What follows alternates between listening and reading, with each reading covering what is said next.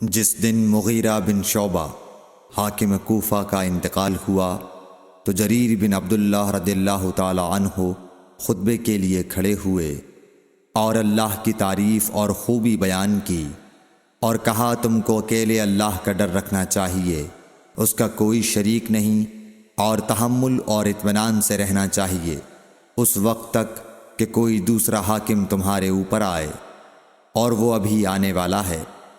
پھر فرمایا کہ اپنے مرنے والے حاکم کے لیے دعائے مغفرت کرو، کیونکہ وہ مغیرہ بھی معافی کو پسند کرتا تھا۔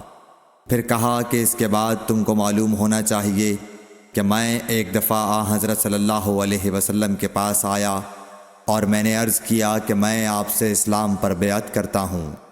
آپ نے مجھ سے ہر مسلمان کی خیر خواہی کے لیے شرط کی، پس میں نے اس شرط پر آپ سے بیعت کر لی۔